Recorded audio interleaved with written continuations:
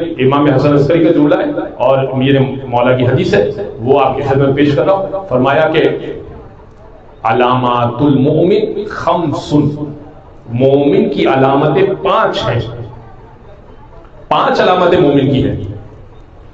اس میں سے ایک ہے کہ مومن جو ہوتا ہے نا وہ زیارت 40 کرتا ہے، 40 کی زیارت کرتا ہے، چہلم کی، امام حسین کی چہلم کی زیارت کرتا ہے، یہ مومن کی علامت ہوتی ہے۔ ایک مولا نے بیان کی وہ تختم بالیمین، اور مومن جو ہوتا ہے وہ دائیں ہاتھ میں انگوٹھی پہنتا ہے، اور فرمایا کہ نماز جو پڑھتا ہے تو 21 اور جو نماز پڑھتا ہے تو وہ 51 کہ وہ 51 رکعت نماز پڑھتا ہے، 51 رکعت نماز پڑھتا ہے، زیارت 40 کرتا ہے، دائیں ہاتھ میں انگوٹھی پہنتا ہے، اور پھر فرمایا کہ بسم اللہ جو ہے وہ بلند آواز سے کہتا ہے۔ مومن اگر ہے تو بسم اللہ کو بلند آواز سے کہتا ہے۔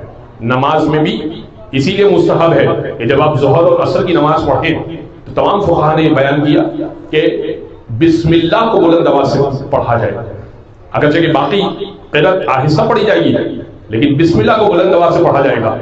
کیا سبب ہے؟